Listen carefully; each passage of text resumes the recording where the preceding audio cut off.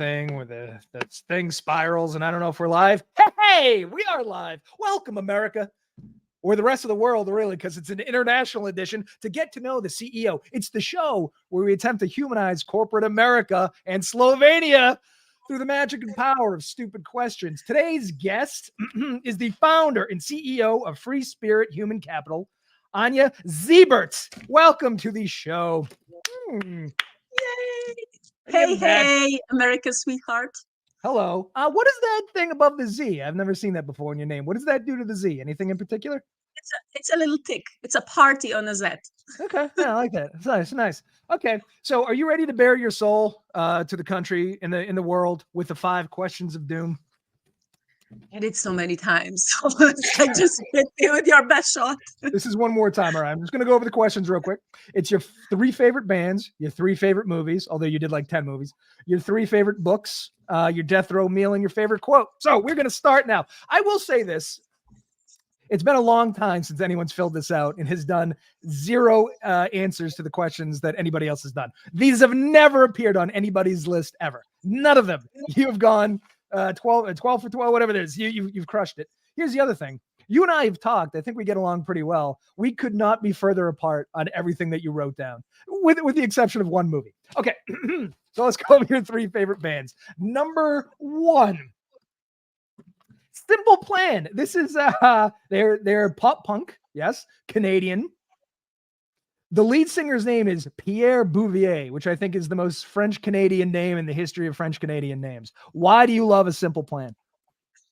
It's simple answer, because my son loves them and we are listening to them all the time.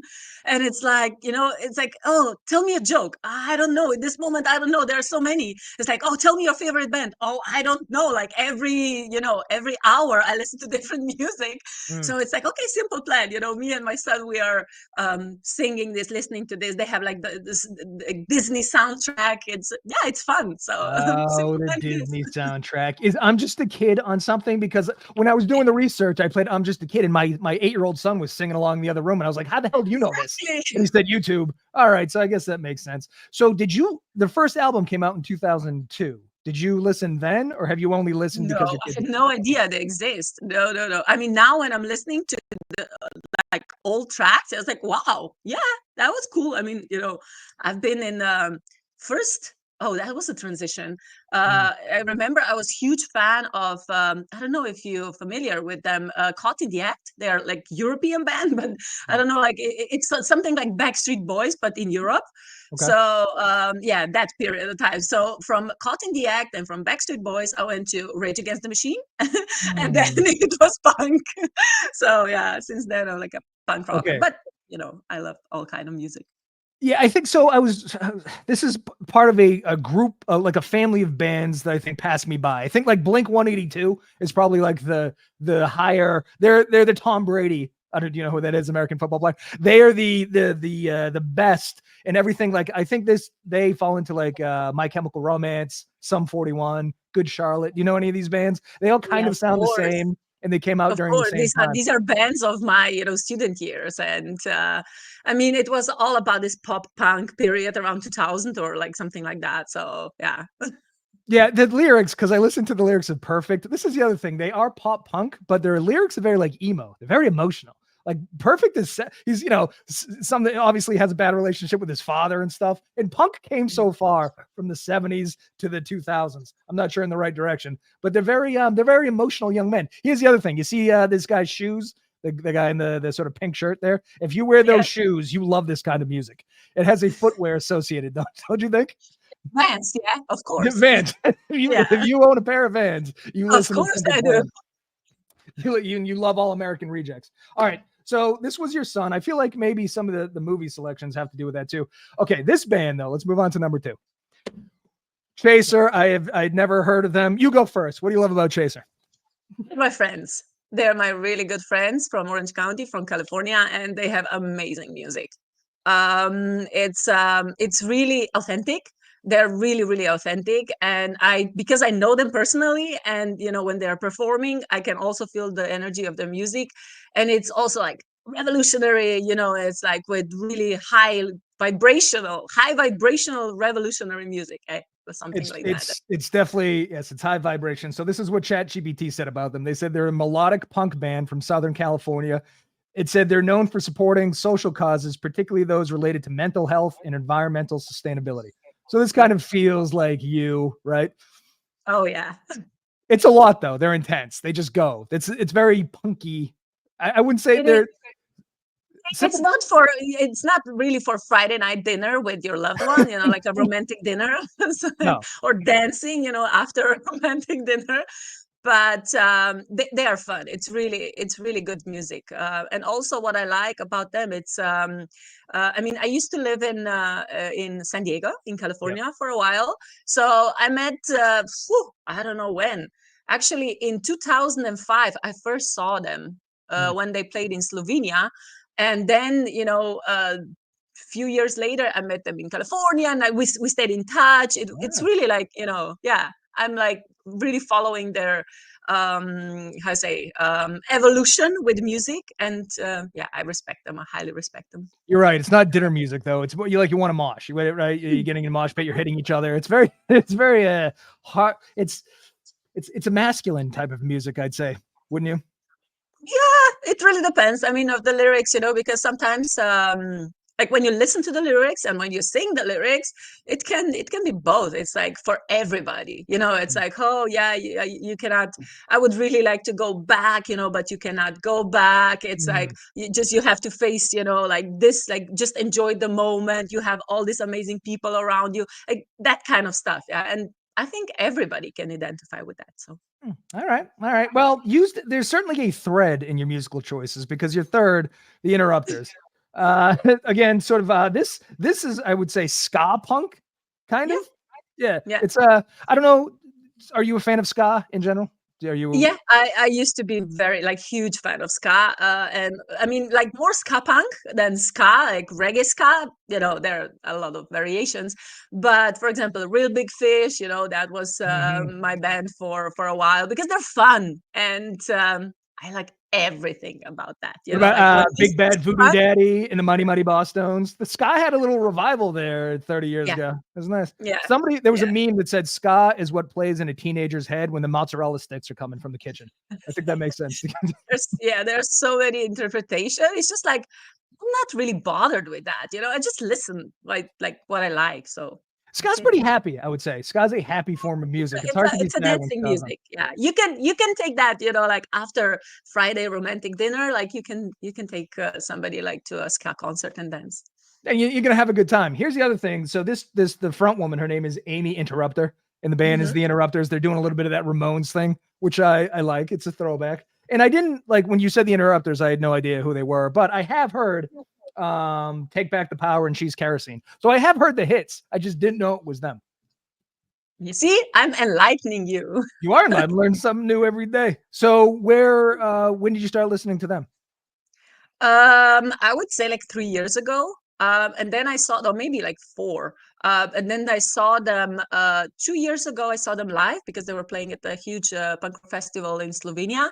Shit, I don't know, was it 2 years ago? It was before that.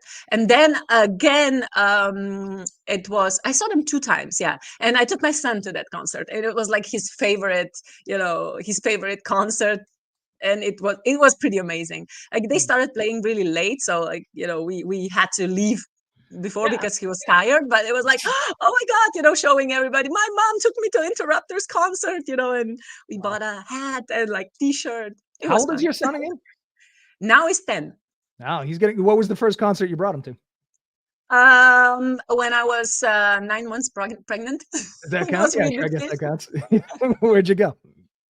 Real Big Fish. Oh, Real Big. Oh, let's see. Again with the ska. What was your first concert? My first concert. Yeah. Oh, I don't know. I mean, it was probably some, like I mentioned before, the big concert, like with screaming teenagers and stuff. Yeah. I think it was Caught in the Act. Yeah.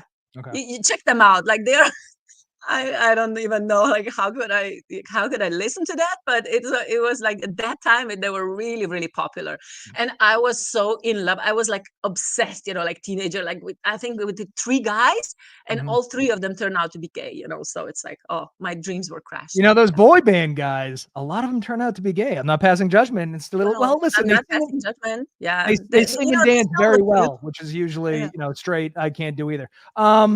My first concert, not that anybody's asking, was Lollapalooza. I believe it was in 1995. It was Metallica, Soundgarden, and the Ramones on the main stage. That's pretty good, right? Oh wow, yeah, Yeah, I that's know. a nice lineup as well. Oh, great. Metallica helicoptered in. It was during the Black Album thing. It was very big Metallica. Yeah. Okay, let's go on to your movies. Again, so you gave me like 18. I cut it down to 4. Sorry, listen, we only have an hour. I'm going to assume. So again, this is going to shock many people. Ice Ages 1, 2, and 3 have never appeared on anybody's list. I assume this is because of your kid. No, I mean that was happened already before my kid, because I'm really a huge fan of Pixar like cartoons and movies, and it's so like it's funny. Oh my gosh, like who is watching Ice Age and doesn't laugh? Like, sorry, like you cannot be in my life because Wow. it's super funny. It's really really cool. I Have you would have seen it? never got. Listen, if you gun to my head, Have if you you go, seen it? Have you seen it? I think I've only seen the short with this guy where he's pushing the acorn up the thing, and then it's I don't know, like an avalanche or some shit. It was good, but no, I've never. Well, here's the thing: Ice Age came out. The first one came out in 2002. I was 21. I wasn't watching animated movies. I was, getting blackout drunk doing keg stands. Normal 21-year-old shit. I love it. Shrek is say, amazing. I'll take your word for it. Ray Romano is the elephant or the woolly mammoth. Is that right? Yeah. This is Manny. Manny. Of course, Do you want to hear my Ray Romano thing? My grand unifying theory about Ray Romano? Okay. Some people hate things, and that's fine, but the best of anything is good. And the analogy I always use is you could hate hot dogs, but the best hot dog in the world is goddamn incredible. I haven't had it, but I'm sure it's, you know what I mean? Like the best of anything is incredible. Everybody Loves Raymond is a family sitcom. And while you may not like sitcoms, Everybody Loves Raymond is perfect. It is a perfect sitcom. I don't know if it translates to Europe, but there's a documentary. So one of the writers, the head writer, Phil Rosenthal, he has a show on Netflix called Somebody Feed Phil. He brought Everybody Loves Raymond to Russia to get like a Russian family to do the same sort of idea. And it fell flat entirely. Like they just didn't get the humor. They had to rework the entire family. Nothing made sense. They didn't like a weak star. Like Ramat Ray in the show is kind of weak. He gets pushed over by his parents. Russians hated that, rejected it. I just find it fascinating that humor, like music obviously translates. I think the whole world loves Led Zeppelin, but no, the Russians hate Everybody Loves Raymond. That's really surprising because in Slovenia, of course, we had that show and my dad was obsessed with it, Oh my God, it's and so every good. time, hey, Anja, come, let's see, let's watch. And we watch it together. And yeah, it was incredible. Like they're crazy. Yeah, they're it's the really perfect family sitcom. The dynamics cross. Oh, it's just it's perfect.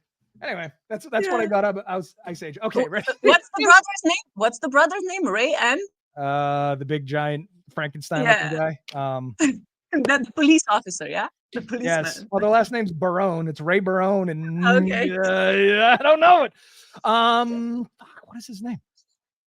Just audience, if they're watching. Yeah, somebody tell me what the brother's name is, and Everybody Loves Raymond. It's going to bother me for the rest of my life. Okay, this next movie, okay, this is it, right? About a dog. Can you give us the synopsis of this, please?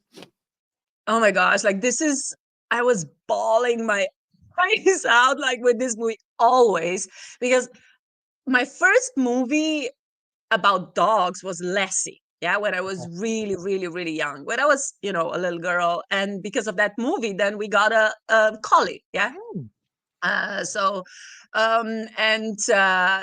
she was in our life for like 12 years or something like that. And then, it was, oh my gosh, what was the name? I think it's like Marley and Me as Marley well and with Me. Jennifer. Yeah. Oh my that dog gosh. does. Mm-hmm. Incredible beauty, like really, like everything that has to do with dogs, like really sad.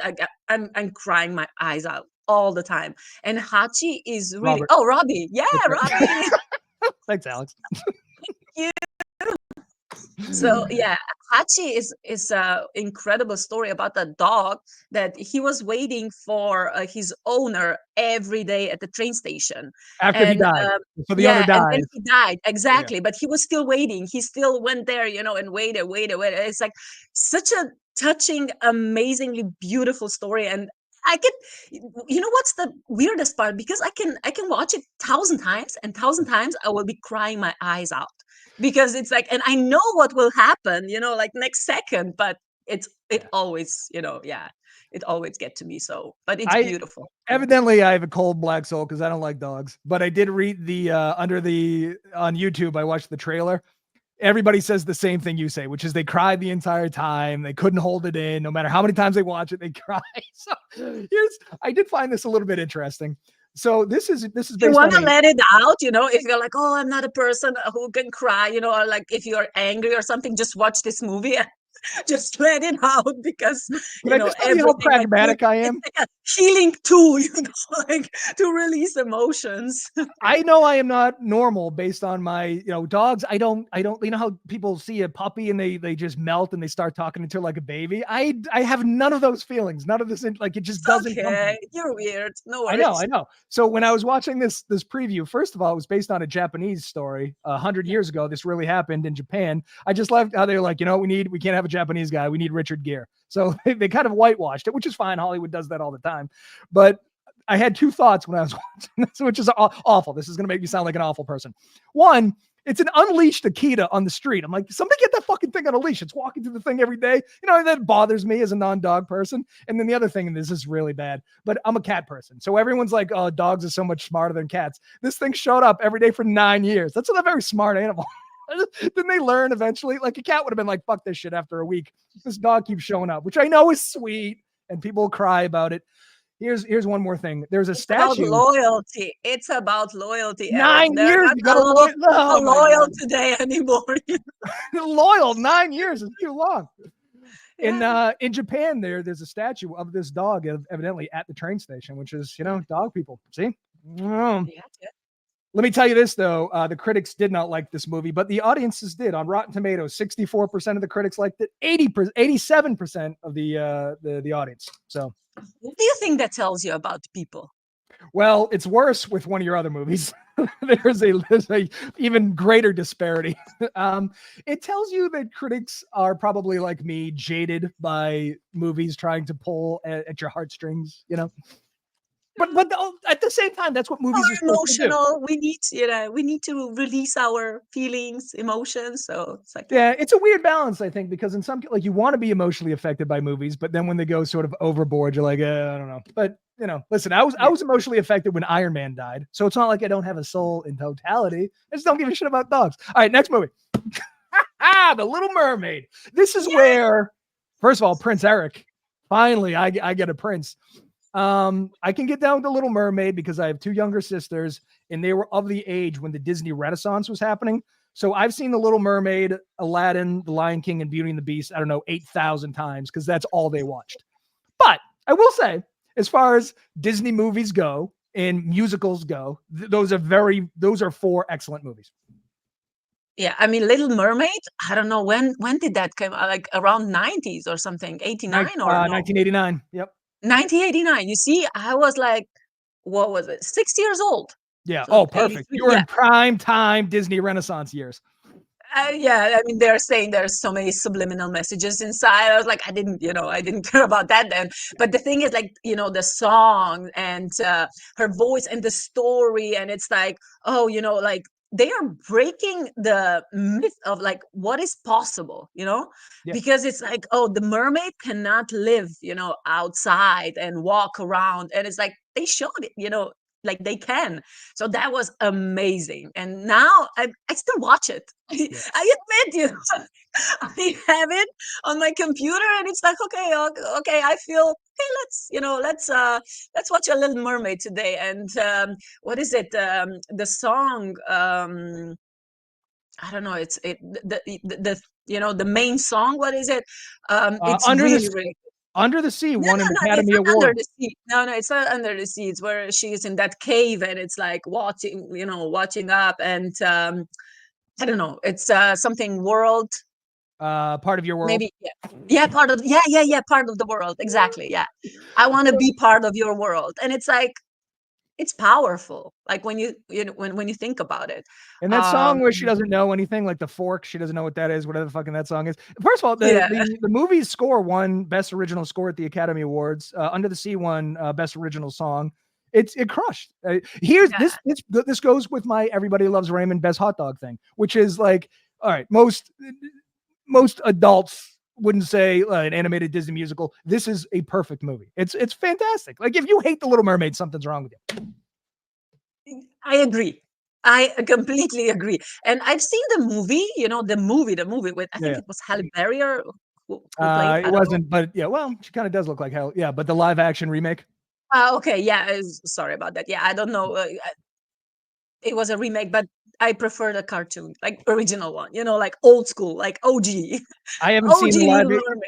This was so good. And here's the other, typical of Disney, they changed the ending because in the Hans Christian Andersen fairy tale, she dies at the end. That would have ruined the movie. They need to get married. That's exactly. And dreams need to come true. So yeah. So in the fairy tale, she sacrifices her life for Prince Eric, and then she turns into sea foam. Like that would have been a horrible ending. In this case, 92% critic score, 88% audience. So the critics liked it more than the audience. It's negligible. It's only 4%, but that's outrageous. How do you feel about The Lion King, Aladdin, Beauty and the Beast? Are you a fan of all those? Yeah, Lion King, of course. I was crying with Lion King. Beauty and the Beast, it's also really good. I haven't seen that for a while, but I've seen it like, I don't know, like 3-4 times maybe in my life. And Aladdin, when I was in school, I also remember. I mean, in Disney, it's like the soundtrack, the songs. Like you can play that anytime. So yeah, I think that it's really good. Like they're creating an impact. Oh yeah. The other 4 movies that are considered part of the Disney Renaissance, which I don't know if my sisters watched or didn't watch, or I just was not, I was in the house anymore, but it was Pocahontas, Hunchback of Notre Dame, Hercules, Mulan, and Tarzan, which I don't, again, I just didn't watch them because maybe I was out doing I haven't seen that one. I mean, I think I saw Tarzan and Pocahontas, but the rest, those first it didn't, it didn't pass my path. Okay. I think you like to be emotionally affected by things. That's the only explanation for your next movie, which is The Shack. Oh my God. I haven't seen it. I watched the trailer. Everybody, just like with the dog movie, said they cried the entire time. You like to cry during movies, it would appear. I mean, this one is really powerful. The story is really powerful, but the message, because it's like about forgiveness, about like very, very, I would say like very deep and very, also very heavy. It's not for everybody, No, I would. Yeah. Now that I have children, I would never watch this. So it's about this guy's kid gets murdered while they're out on a family vacation somewhere in the woods. This is what I'm getting from the trailer. Somebody kidnaps the daughter, brings her to the shack, murders her. And then years later, he gets invited to the shack from a mythical being. As it turns out, I don't know. There's 3 people that are there representing God, Jesus, and the Holy Spirit.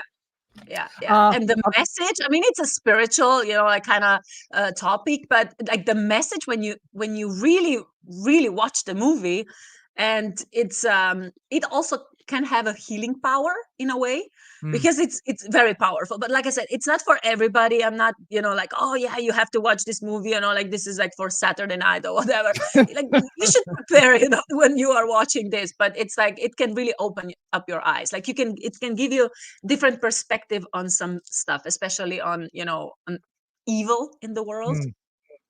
The movie that I would recommend to people to ruin their nights in probably months and years. Have you ever seen the documentary Dear Zachary? No, I don't think so. Well, if you love crying during movies, if you love to have your heart ripped out and then your heart stabbed multiple times with some sort of flaming knife, watch Dear Zachary. This movie, though, I don't. Here's the thing: Dead Kids in Religion. I'm out. Just a kid. Okay, I haven't seen it.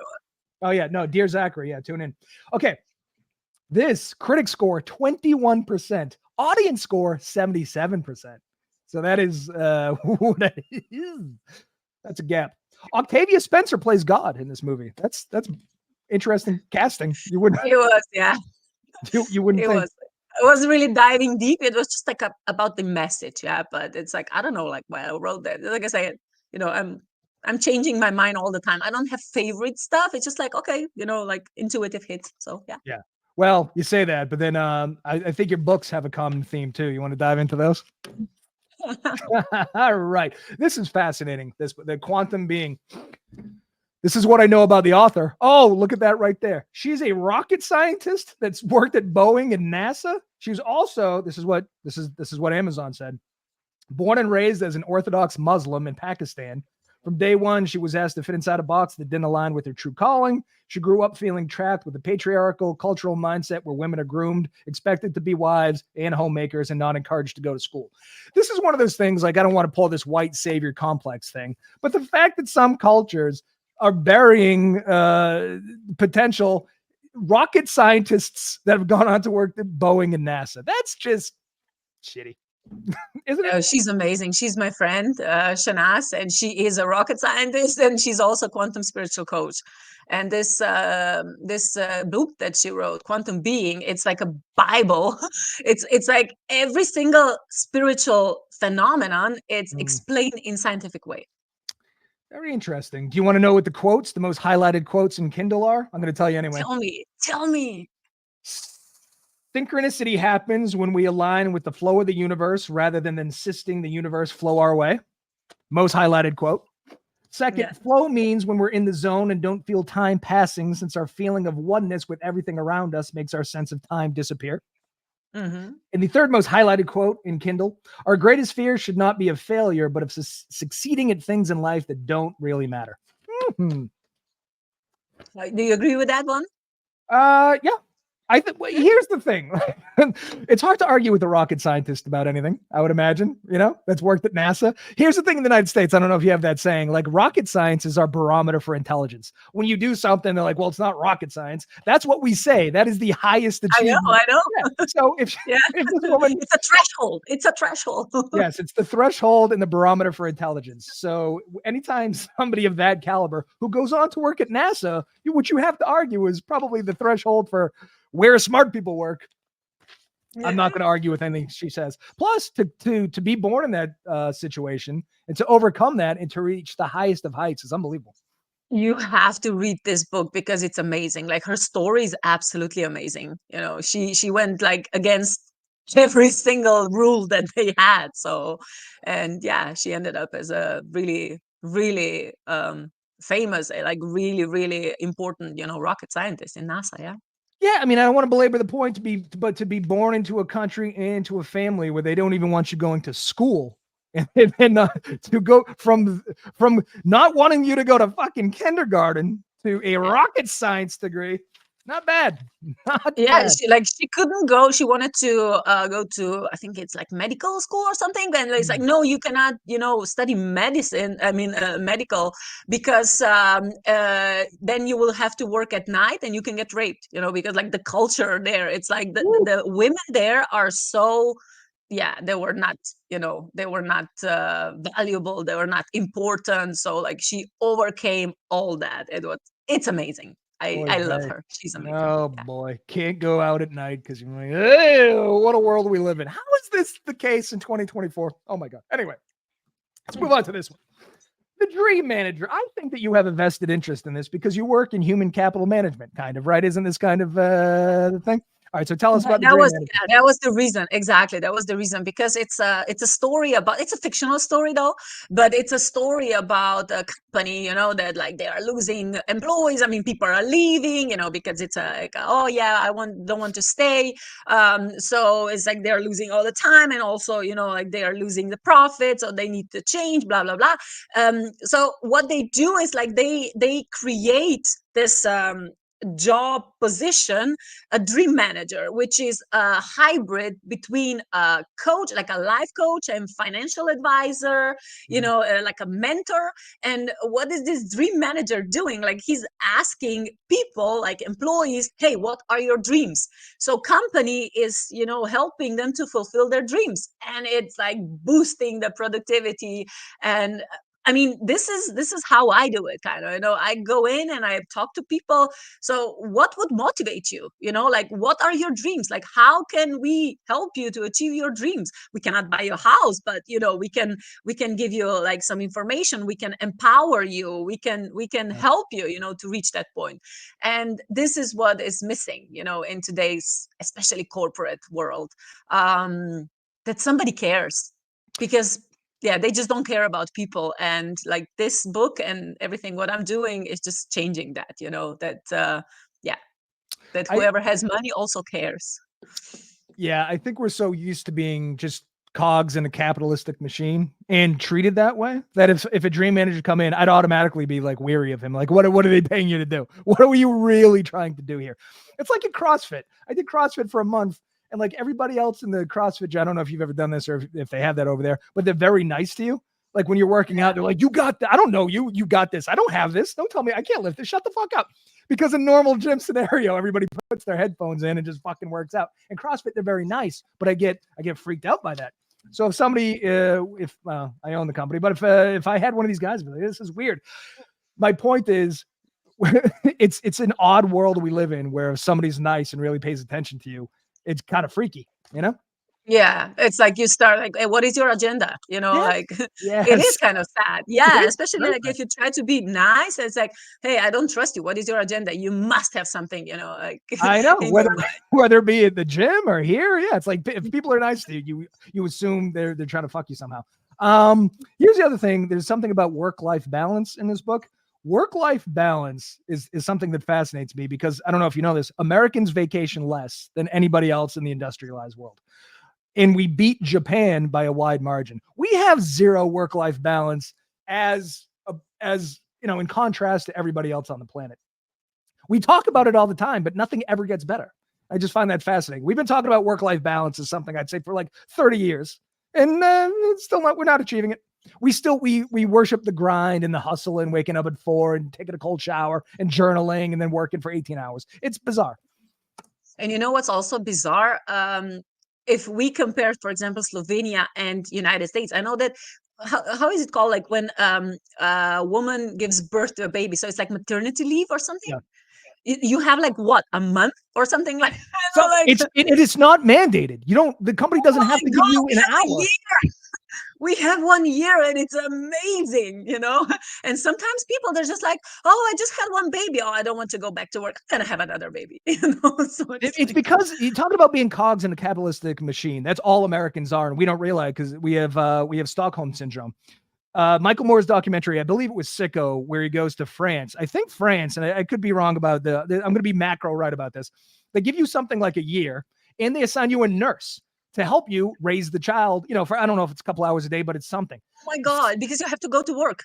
Well, no. In France, not only are you sitting at home and getting paid, but they also give you help from a medical professional. Oh, okay, yeah, okay, I get it. And he Oh my proves that god, even in the United we States, don't it's have that. simply access to medical advice helps with infant mortality. But we don't give a fuck. Like we are just cattle. And every other country, without exception, every other country treats their people better in this way. And we're not even close. And and we talk about work-life balance. All we are is our cattle to pay taxes. Okay. But we bought into this. We don't want to be that. We don't want to be that anymore. Yeah. Well, it's Or to the people. There's no hope for Americans, but this is what I get out of the Dream Manager. It's great for the rest of the country. I'm glad. Okay, this one, I think you might have a little bit of vested interest in picking this one too. Why would you pick Rattle Awake, the Writers and Poets Edition? Oh, I just put that in because it's my promotional material. Okay, yeah. My story is it. inside, so I was like, yeah, I'm just gonna do it. Your story's inside this. So this is what the Amazon thing said. It said, what you were about to read are shook moments that completely change the writer's perspectives about themselves and life, given the impact of dramatic and unexpected shifts each of us have experienced in these unprecedented times of great change. Do you have a singular shook moment that changed the way you view life? Not only one. Oh, many. A few of them, yeah. And in this book, I think, what is the chapter name? It's like Uprising of Free Spirit, I think it is. Yeah, I'm actually writing about last 5 years of my life. So in 2020, when I started my company, until today, and how I was evolving, and also like my perspective and my battles and everything. And, this like really, really strong feeling for liberating myself and others, from from this mindset limitations. Yeah. Nice. And so there are many. This, I believe, is the ninth. Is it one of 11 books? Is that what the thing is? How Yeah, many I are think in now the there series? are already 11. Yeah, yeah, yeah. And And readily it was really available. cool. You know what was really interesting about this book? This woman, Lonnie Ray, yeah, she invited me. I was like, "Hey, do you want to be a part of the book?" I was like, "I never thought about that." It's not like, "Oh, I want to," everybody who are speaking or doing something, like they have their own businesses. Like, yeah, my goal is like to write a book, to have a TV show, blah blah. I was never thinking about that, and I was like, yeah, I can do it. So what we did, we had a weekend workshop, and in that weekend we created a book. So that was fascinating. She is amazing. When you have people like that in your energy field, like around you, they can really show you what's possible. Yeah. Because it's like, okay, if I want to have a book, I would need, oh my God, it would be expensive. I would spend so much time, and it would be like, oh, I don't know, so many like limitations, whatever. No, you can get a book in one weekend. And I got it. There's a little So bit of that like just do it thing. Just fucking yeah, just do. Yeah, just move. And then exactly. Like, not don't only one book, they listen can to fucking you get anybody 11 in the else, series. like what's possible. Like, just try it and show that, yeah, it can be done. As pragmatic as I am about most things, I do think that the mindset of just getting shit done will really bring a lot of people a lot of places. Like, stop thinking, just act, and then fix it. Build the plane while it's flying, kind of, right? Yeah, but there's nothing wrong with that, because at least you're trying, Yeah, I Uh, mean, I think that there are so many people that are still stuck on this like theory base. Like, there's so much information, and it's like, yeah, I know everything, especially like when it comes to, personal development and stuff like that. It's like, yeah, I've been to this retreat, I've been to that workshop, blah blah blah blah. Okay, but how are you using that in your life? Oh, exactly. well, I don't know. He's still miserable, he's still broke, he's still like, he doesn't know what to do with his life, he still doesn't know like what he wants to do, like and yeah, I think that people, they should just like do it, just Yeah. try You, it. it's the practice. You got to take, you need reps, you need at bats. Like the thing I always say is like, you can read how to catch a baseball a million times, but until I throw a baseball at your head, you're not going to figure it out. So Exactly. You're not gonna feel the pain. no, you need to get it whacked in the face. Okay. Let's go to your death row meal. You excited? Are we I, done? I Okay, okay. Yeah, I took yeah. some liberties here only because I wasn't exactly sure what was what. Because I gotta say, as far as death row meals go, this was kind of vague, so I had to fill in some of the gaps. I Okay. know. I'm not a foodie. You're not a foodie. So you started out with spring rolls, which in the United States could go one or two ways. They could be Thai spring rolls with the clear rice paper, or they could be deep fried spring rolls. So I gave you both because I'm an altruist and you're about to die. When you said spring rolls, are you going fried? Are you going Thai style? Something completely different? Both. Both. Okay. I wasn't, yeah, I wasn't really thinking, because the thing is, like I said, I'm not eating in restaurants a lot. I never really experienced that. I know it sounds weird, but it's like, I love food, and when I go, of course I do it, but it's not like a habit. It's not like, oh, let's go out, let's bring out appetizers, or I have no idea. And Wow. I'm not ashamed or afraid to admit that. I have absolutely no idea, and I have absolutely no idea about wines. I have absolutely no idea about food. I just eat what I like.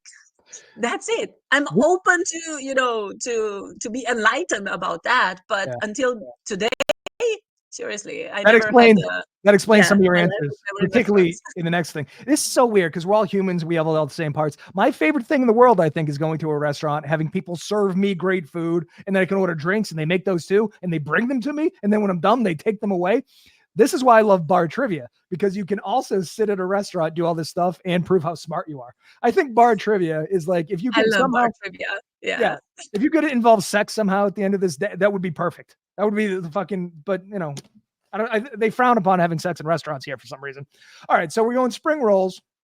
Then you're doing a cabbage salad. I wasn't sure how like in what direction cabbage can go in a lot of ways. What color cabbage? So explain to me the perfect cabbage salad to you. I don't know. My mom and my dad make a good one. It's just like white cabbage. And when I do it by myself, it's like I don't even put any vinegar. And I'm like a rabbit, you know? It's like I just eat green stuff. So you don't want a cabbage salad. You just want cabbage in a bowl. Yes, you are like a rabbit. You're not even putting Yeah, vinegar you on can it? say that. Oh my God. All right. So I guess I'm that so we weird. comes right over to I'm so cucumber weird. salad. Cucumber I'm salad? Are you allowed to doing know. no? Are you doing vinegar on this too, or just a bowl of fucking cucumbers? Yeah. Cucumbers is the same. It's like I eat them as crackers, you know. I love them. You But eat they them as have to be crackers. like you could really feel the difference between if it's bought in the store or if it's, you know, homegrown. So yeah. Okay, so you just want homegrown cabbage in a bowl and homegrown Yes. cucumber in a bowl. Exactly. And I'm sold. You can win my heart with that. you, you are low maintenance. I'll give you that. Okay. No, I'm not. Maybe with that one. I need to stress how bizarre the next answer was. So you wrote, this is your death row meal. You wrote fish, sushi, pasta, potatoes. Where do I go with here? So fish, I just gave you a fucking fish on a plate. I don't know if that counts. You didn't specify Okay, make, perfect. model, year. Okay, well, so you get a fish. You get just have a fish. Then you wrote sushi. You didn't specify. You didn't go maki, sashimi. No, so I gave you a variety of sushis. Does that sound good? Everything. Yeah. Yep, everything. Then you wrote pasta. Pasta could be. Listen, you border Italy. You know, pasta could be 8,000 different things. I just gave you classic little noodles with red sauce. It's bolognese. Yeah, it can be. Yeah. Yeah. Also, And then good. potatoes. I don't know where's where. So you're just getting. I make. My son said that I make the best mashed potato in the world. So Okay. All I'm a right. So champion. For that. what are you putting in the mashed potatoes that's making them so Oh, special? I'm not gonna tell you. You're on my okay. Maybe The maybe off the off record. air. Okay, yeah, no, you can't tell the public about your secret mashed potato recipe. So fish, are you cool with just a grilled fish? Did you want anything in particular? A salmon, a swordfish, or help? No, yeah, salmon. Salmon is also good, of course. But this one, I don't even know. Like, I don't know the name of the fish. But Neither do I. I put in fish, and I think that was the first Google image that pops up, and I was like, that looks nice. Not a bed of tomatoes. Fish is the only thing you can serve the entire thing. If you were to order a steak and they give you a cow, that would freak people out. But fish, you can do the eyeballs and everything. Nobody gives a shit. Well, I leave the head and the tail. Yeah. Is there a lot of good sushi where you are? There are a few places. Yeah. Yeah. My friend actually owns a sushi place. So basically he really makes good sushi. It's only a vegetable one, but it's really it's really good. But otherwise, like when I lived in California in San Diego, I was I was addicted to sushi there. So and tacos because it was close to Mexico. We might have some synergy because I was the taco thing is fast. So we live, it's 2024. It's a global economy. Everybody's connected with the internet. But I read an article recently about a Japanese guy who went to Mexico to, hone in his culinary skills, had a taco for the first time, brought tacos to Mexico. This is within the past couple of years. Brought tacos to Japan. And people lost their fucking minds. So it's now, it's like the 2020s, and people in Tokyo still don't know they haven't had a taco. Thank God for this guy. That's fucking crazy, isn't it? Amazing. Yeah. I know. So I need to find some sort of cuisine, bring it to a country, and get rich. I think like in Slovenia, it's not really Slovenia. I think it's like it's like Bosnian. I think it's burek. Do you know? Like, have you heard of it? It's BURAK. Check it out. Like you have to check. You can do a whole show about it, and maybe find somebody on LinkedIn. Like to invite them, like from Bosnia or Serbia, and they will tell you like everywhere where they go.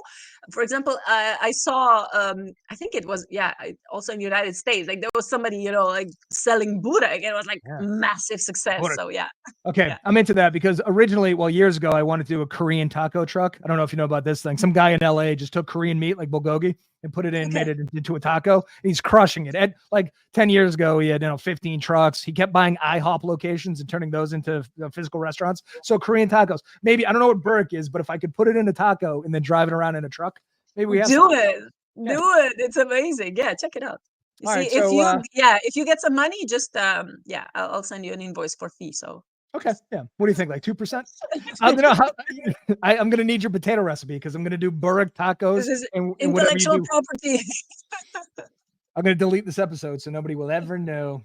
I'm kidding. I'm kidding. No, I'm not. Okay, here we go. And then you go, okay, I'm a huge gin and tonic guy. Have we discussed Brockman's, which I find to be the greatest gin? All the other gins should just stop ginning because, and I know a lot of people in Tanqueray and Bombay, blah, blah, blah. No Brockman's. Have you had Brockman's? I haven't had breakfast yet, but when we first met, that was the first thing that you mentioned, So it's That's like, right. okay, Yeah. this guy is really into alcohol, so okay. Oh, my liver is dead. But Brockman's is so unbelievable. And I don't know if you have this over there, but we have craft tonic water. So Fever Tree tonic water, Brockman's gin, and a lemon instead of a lime. It's like licking God, assuming God Okay, exists. I'll put it on my list. See, here's the problem with Brockman's, though. I'm telling you, right now it's $25, which is dirt cheap. As soon as everybody embraces the greatness of Brockman's, it's going to shoot up. It's going to be like $5,000. So anyway, you said a gin and tonic. I took liberties and gave you my gin and tonic, and then you went with water, just the water, gin and tonic and a water. Yeah, well, it's a must. With every alcohol, there has to be a glass of water. Like, at least with me, like I'm not a huge drinker, and if sometimes if I am, like I really need water. So. Oh boy, you're very pragmatic. Your meal is pretty healthy for someone who's about to be put to death. I gotta tell you, a nice water. I'm weird. You're a little weird. Yep. Okay, let's go with your quote. Do we have your quote? Do you remember what your quote was? What was it? I think it's if you want to create the future. No, if you want to predict the future, create it. Yeah. Yes. Yeah, I always say that. What? Oh, I got it right here. What does that mean to you? Everything, because it's like, we are so stressing out about the future. It's just like, okay, so what kind of future would you like? And then just create it, because I really believe that we are creators of our own reality. And we have the power to create it. I firmly believe that.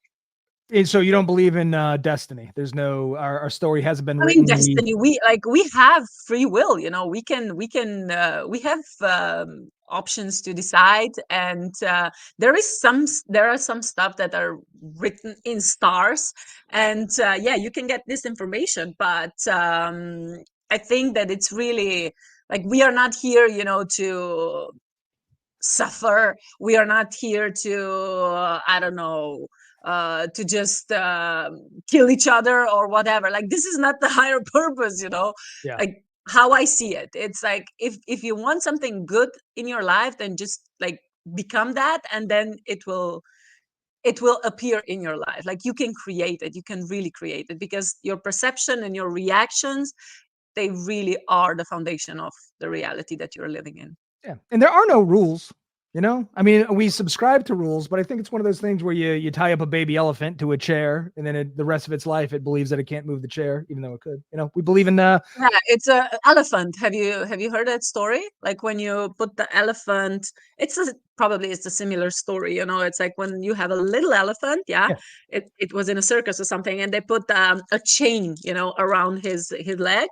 And of course, he was trying to move, he was trying to escape, and he couldn't. Yeah. And then when the elephant was growing, like, they put just like a thread, around his leg, and he still thought that he cannot escape, because like he was tied, like there was this conditioned in a certain mindset that hampered his ability to evolve. So I have this other show called Damn Lies and Statistics, where I interview authors of nonfiction books. 2 episodes ago, I interviewed a guy who's a professor at the University of Dublin or something. He wrote a book on free will. I think I blew a hole in the free will. So there's people that are, that don't believe in free will. Mm-hmm. I do. And I think I figured out, so I had a theory and I ran it past him because, I'm an idiot and I'm talking to this guy. But do you want to hear my theory that proves that we have free will? Yeah, of course. Share it. Babies. Okay, so when a baby's born, it has no neocortex. Babies are very selfish. They can't intellectualize that you are a different person with different feelings. Eventually, the neocortex forms in its brain that starts to allow it to think in different ways, view others as having their own feelings, thoughts, and they start to acknowledge that they are an autonomous being and there's life outside of them. Why would a physical thing in our brain develop that would give us the ability to reason and make decisions for ourselves and think in a complex way, if not for free will? Are you telling me that someone just baked that in? It just seems like a dumb, like we form a physical thing in our brain that allows us free will. Why have that if we don't have it? Yeah. We would all Let be me acting show like you. babies. Yeah, let me show you this book. Like, have you seen this one? I mean, it's Slovenia, but Michael Singer, like The Surrender. No. I don't know what's the English title, but yeah, it's all about surrendering to life, because your higher selves, like in the universe and God, like they already know what's the best for you. So just stop resisting, and yeah, I think I'm still learning that, because we all are control freaks, like even like if we admit it or not, we are. So this is like the greatest lesson, how to surrender to life. So I skew towards existentialism. I think, part of the Nietzschean philosophy is that we are our own gods, and I believe that to be true. But I do have one other god besides myself, and it's Brockman's gin. They are, oh boy. If there's hey, listen, if there's two things on this planet that you should listen to, it's me and Brockman's gin. And I'm not sponsored by them. I have no, as a matter of fact, they're kind of hard to find. You should be. Come on, Brockman. Well, Brockman's, they're an English company. I mean, I'm sure they've forgiven us for the war. We won that. Anja, would you like to tell people where they can see more of you, hear more of you, buy your stuff, get some free spirit human capital? My stuff. Yeah. Yeah, of course. So we met on LinkedIn, and we were just discussing before this, very pleasant conversation. We were discussing how really valuable LinkedIn is. Like that, I'm really meeting a lot of amazing people there. And yeah, people can find me on LinkedIn. I also have a YouTube channel. I mean, I'm pretty much on every social media, but I'm not really using them. So if they want to get in contact, like get in touch with me, they can find me on LinkedIn, on Instagram, Facebook, which is more like I'm communicating there in Slovenian language. Yeah. But yeah, and TikTok now as well. Wow. Yeah, but mostly I'm using LinkedIn, because I think it's like a portal now, because people are awakening, and what I'm talking about, maybe not a lot of people are comfortable of, discussing. And I just like to create this safe space. And, when each of us, when we gather, because there's so many other people who are creating these safe spaces, and then when we gather, it's so powerful. And I can honestly say, like, in 1 week, I have like, yeah, 100. I have 100 new, or like 200 new contacts. But Really? yeah, it's not. We don't even have to be connected on LinkedIn. It's just like, hey, I saw you on LinkedIn, and then we communicate on, I don't know, like mail, or we have a WhatsApp. We exchange numbers, and we have WhatsApp chats or whatever. So yeah, it's not about the numbers. It's just like this intention, and like who you want to meet there. And I think LinkedIn is waking up massively. Oh. Yeah, and we talked a little bit on this off air, but it is the one social media platform where you're allowed to talk to strangers, and it's normal. You would never do that on Facebook. That would be weird. Facebook's for people you know. LinkedIn seems to be for people you don't know. And again, I think LinkedIn has its problems. I think it's like a high school with no cool kids. Everyone's a dork. But you can go talk to people and meet new people, and not everyone. Well, we're not dorks. And apparently you can also send half-naked pictures, to random strangers, which also happened to me. I never send anyone anything.